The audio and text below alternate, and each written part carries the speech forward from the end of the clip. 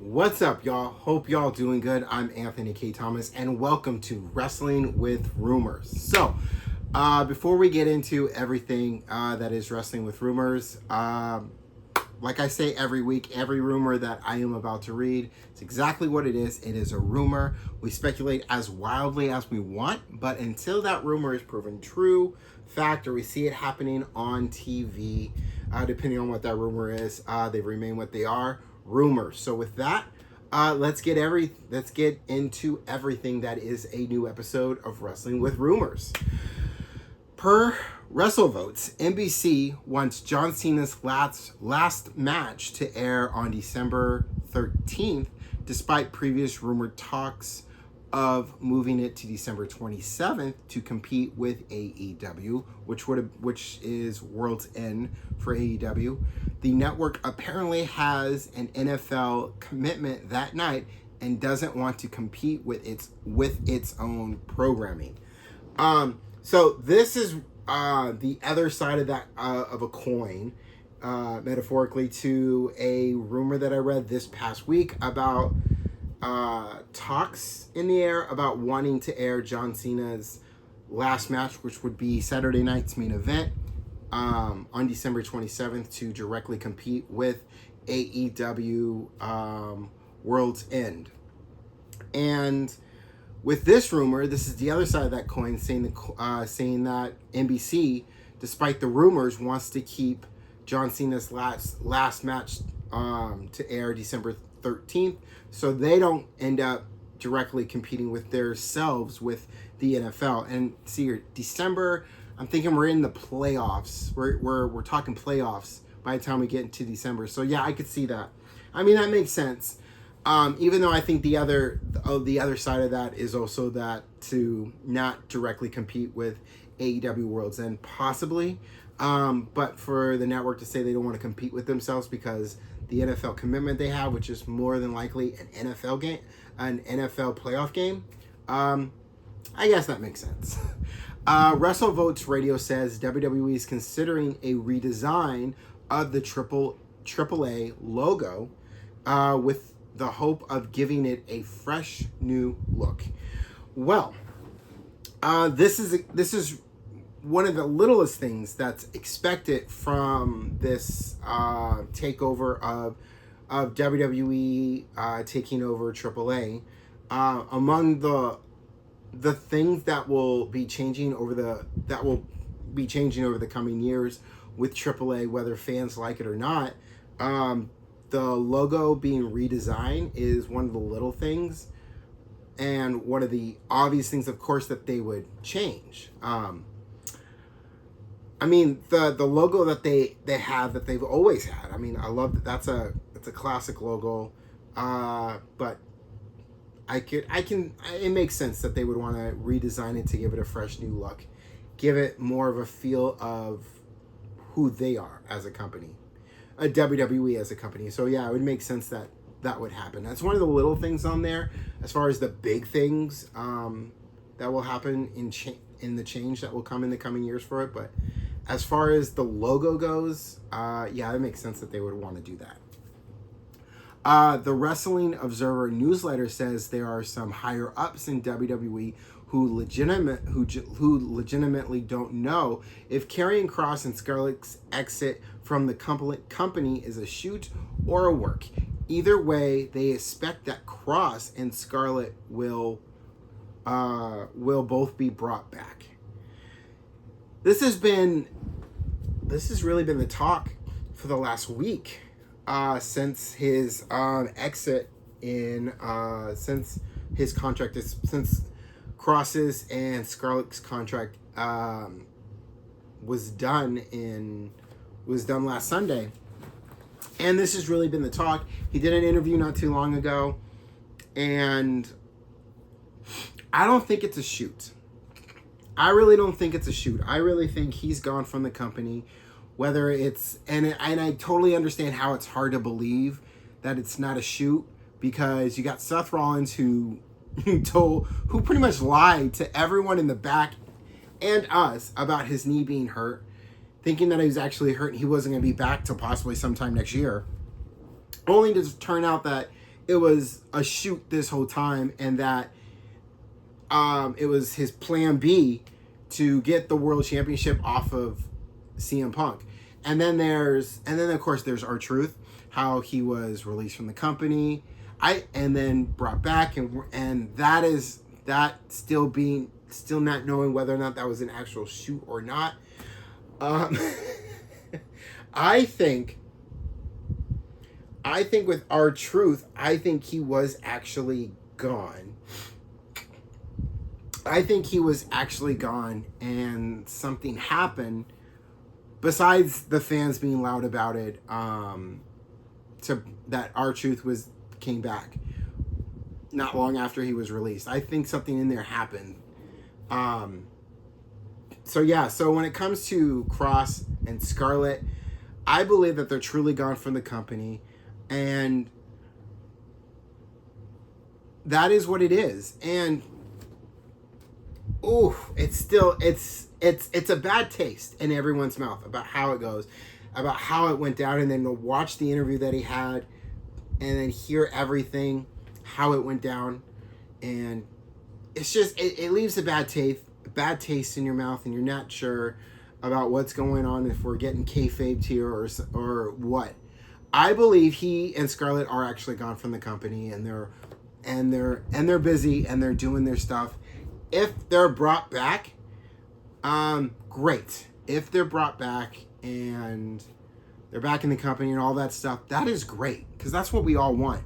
You hear the crowd, especially this past week on SmackDown, how they were all chanting, "We want Cross, we want Cross."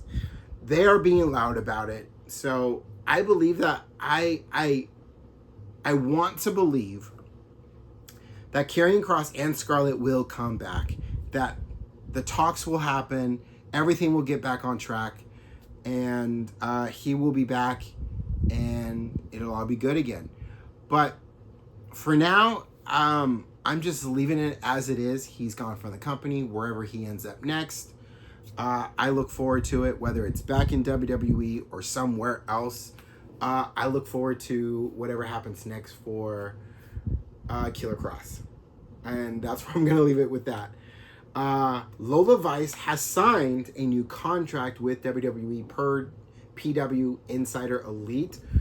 That is great news. I'm happy for Lola Vice. Her opportunities have been getting a lot more, especially what she's been able to do in AAA and getting close. I feel that an NXT championship match, is in her near future.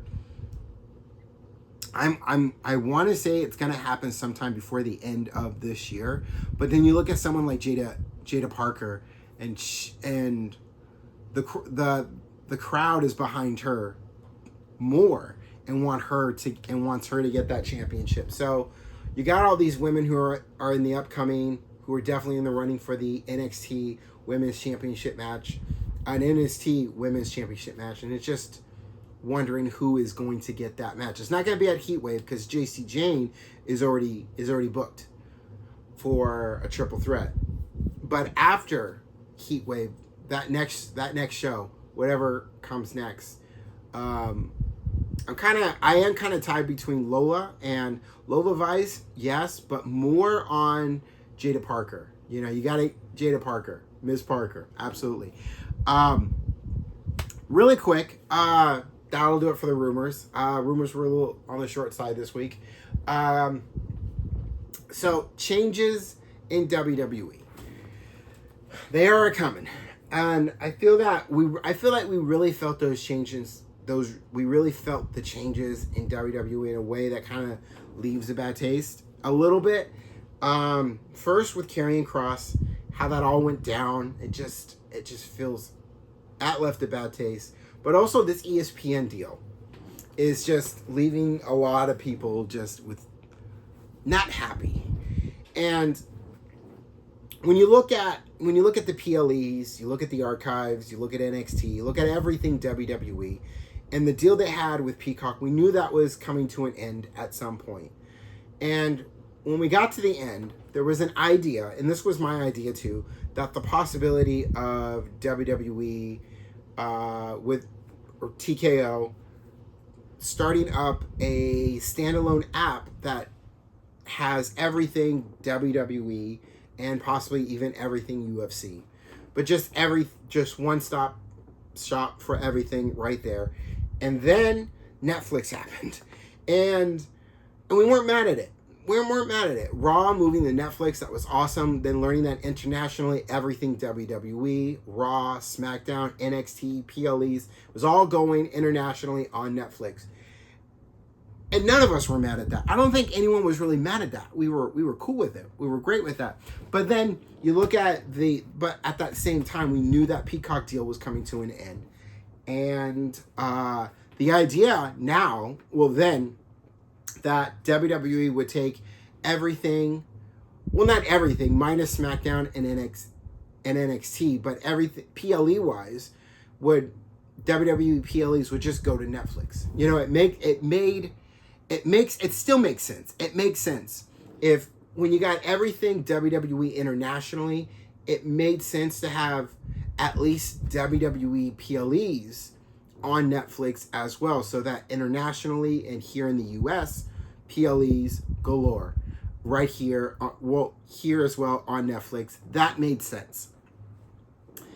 And then ESPN, and we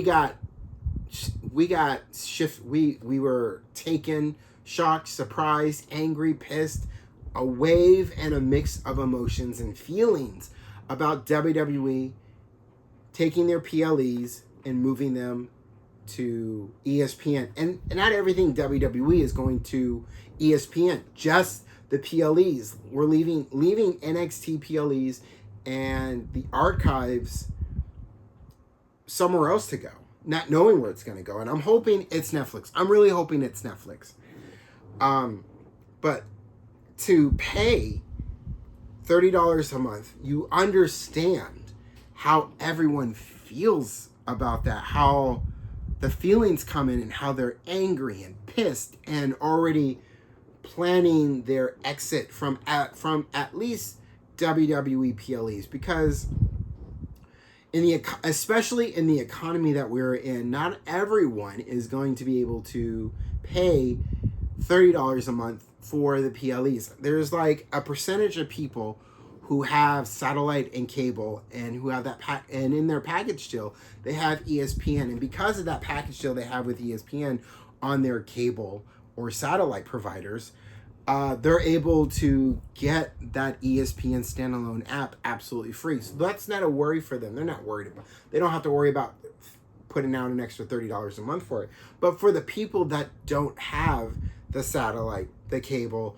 don't have the package deals, who don't have ESPN, are really thinking whether or not when we get to March of 2026, if it's worth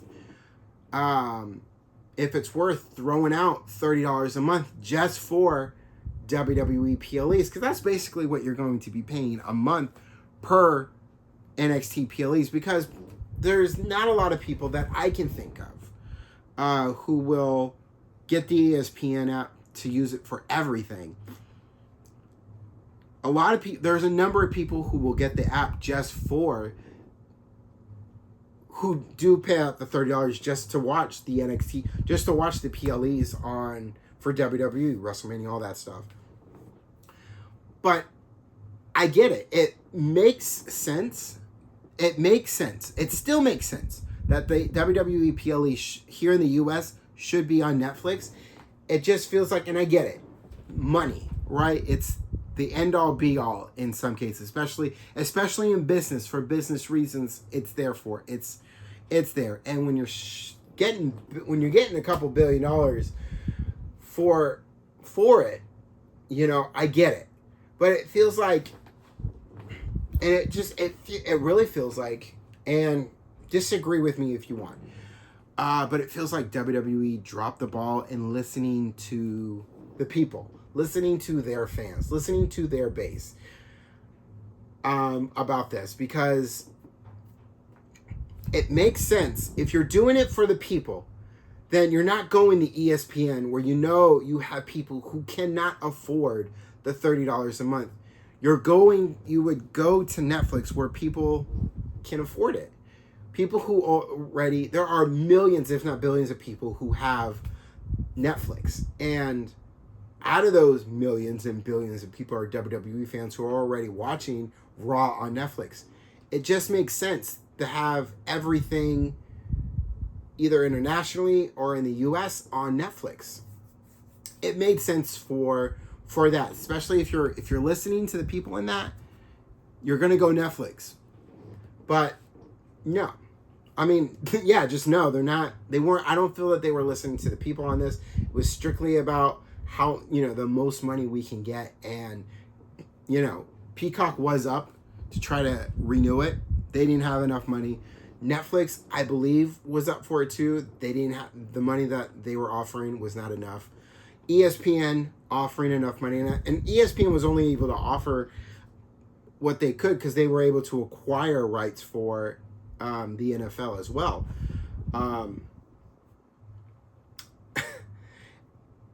It's a mix, and I get where people are. I get where people are just going to not be able or not willing to spend out that kind of money, $30 a month, for just for the PLEs, just to get the ESPN app so you can watch the PLEs. I get it. It can be a waste if that's all you're using it for. Absolutely. If you're not really big on ESPN and you don't see any other use for that ESPN app, yeah, it's a bit of a waste if all you're using it for is the PLEs. And as someone who's been a WWE fan, WWF fan since 1987 when I first started watching, when I came across WrestleMania 3 at a friend's house, it's a little hard for me to say it, but it's got to be said, and it honestly, it sucks. And I get where people are coming from in that regard, and it also feels like this is actually good for AEW. And I say that because this would be an opportunity when you get to March of 2026 for AEW to get those fans that are not going to be watching those PLEs or having second thoughts about WWE altogether with these changes that are slowly starting to come out through WWE. And this would be an opportune moment, even now, for AEW to bring them in and really build up their fan base even more. And I also feel like this is also a good opportunity for AEW to throw down the gauntlet, throw down a challenge to WWE. You know how WWE is purposely and intentionally planning their PLEs, their Saturday night main events on the same day as AEW pay-per-views. Not all of them, but some of them. WWE intentionally does that, which is nothing wrong with it. Competition is, in business, there's always going to be competition. And for the fans, it just leaves us with options to where we're going to watch on this day and where we're going to watch here and there. Nothing wrong with that. But the thing is, I want to see AEW do the same thing. I want to see Tony Khan not just talk the game. I want to see him do the damn thing. I want him to at least once pick a PLE. It doesn't have to be a big PLE like a SummerSlam or Survivor Series, Wrestlemania, Royal Rumble. It doesn't have to be one of the big four. It could be like a Money in the Bank or a Hell in one of the other PLEs outside of the big four, and just plan it during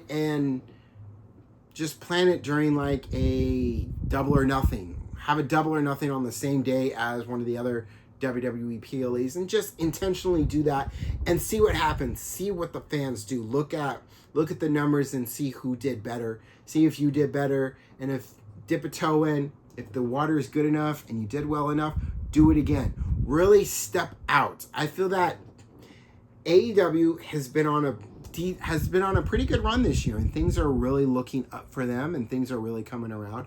I feel that an opportune moment for them is now, and to really push themselves and really see really take it out for a spin and see how far it can really go. And learn from the mistakes, obviously, of what WCW did. Keep doing things your way, but do more of it. Take it up to another level. I just feel that AEW needs to try and do some things that WWE is doing towards AEW. I might be wrong on it. It might not be a good idea, but I feel that it is, and I would like to. I'm putting it out there in the universe. I'd like to see AEW do the same thing. It's nothing against WWE or AEW. I'm a fan of both. I enjoy watching both. Honestly, I love watching WWE a little bit more, and that's my bias coming in on that, because I've been watching WWF at the time it was known as WWF since 1987 when for WrestleMania 3 when I saw Macho Man Randy Savage dropping that elbow on Ricky the Dragon Steamboat. So my fandom and my love for pro wrestling comes from WWF. But I enjoy what is happening on AEW. It's absolutely different. I love what they're doing. They're doing things their way, and that's great. But I want to see more of it, and I want to see them stepping into WWE's lane just a little bit, just to test run it, see how it goes. But that's all I got for this week on Wrestling with Rumors. I appreciate you all for watching, for listening, and just hearing what I have to say, reading some rumors, speculating on some things, and just talking what I like to talk about on here. And don't forget to take care of yourselves. Have a good week, and I'll see you on the next one. One more thing before I go, don't forget to subscribe to this channel so you can keep up when all new episodes of Wrestling with Rumors and my weekly show, Rumor of the Day, drops. Once again, don't forget to take care of yourselves. I will see you on the next one. Peace, y'all.